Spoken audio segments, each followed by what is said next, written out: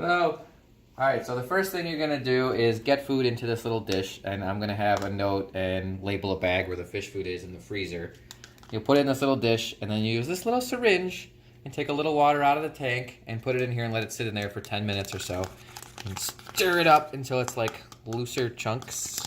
Just a little bit of water. You don't need a lot. Yeah, and yeah, 10-15 minutes usually enough, and sometimes you have to really mix it around a good amount. If it doesn't break down too much and there's still some big chunks, it's not the end of the world. Alice, the big clownfish, will still find a way to eat it. Or the hermit crab will get to it. Next, you'll take off the lid. It's easiest to like grab it right here in this back right corner and just kind of pop it up. It's a little flimsy, so you gotta be a little careful with it. And then down here, inside the stand, there is this blue control panel thing here. And you're gonna hit this middle button right here. And you're gonna hold it for about 5 seconds, and then the lights will change to blue. And that puts the pumps into a feed mode so that the flow is off. So there's no flow in here, so it's easier to feed them. And it will kick back on after 10 minutes, so you don't have to press the button again. You can just close the cabinet up. And then you just draw a little bit of food into the little syringe and feed away. Now these two guys will be out there getting food and ready for it right away. But there's Krusty, the little yellow guy. He is a little pickier. And sometimes the pump does this where it actually turns back on. It's very annoying. I don't know why it does it. And you just have to sometimes turn it back off again.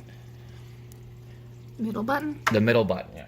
I don't know why it does that. It's Chinese, cheap pump. So you gotta push the food kind of toward the little yellow guy, and then he'll usually come out and grab a piece. Don't worry about feeding anything else. Like the corals are fine. Don't have to worry about that. The shrimp, he'll grab what he wants. The hermit crab, he's gonna find stuff on the ground that the fish don't eat.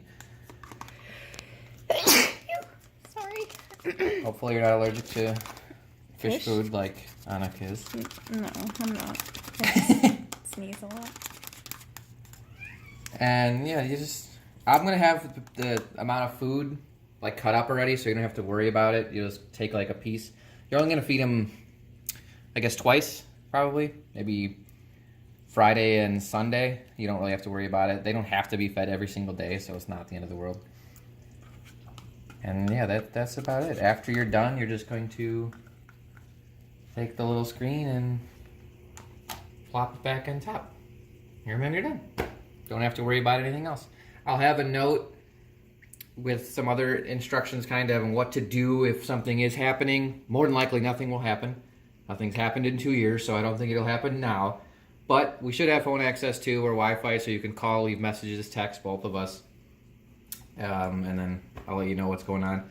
Down here, like the only thing that might happen is you might have an alarm that goes off, and can be ignored 99% of the time. And down here underneath this little stand next to the white jug of water here is this panel, which has a switch here, which I already have turned off, but up in the top right is a little switch, and that's what will be beeping. So if it's beeping a bunch, you'll shut this pump off with this little switch up there, and it'll go off, and the alarm will stop. And then pretty much make sure everything isn't leaking and there's no water all over the floor. You can look in here, and if there's no water everywhere, you can ignore it. And then just give me a call, and then I can get back to you as fast as I can, I guess, and try to figure out maybe what made the alarm go off. But most of the time, it's nothing. And that's about it.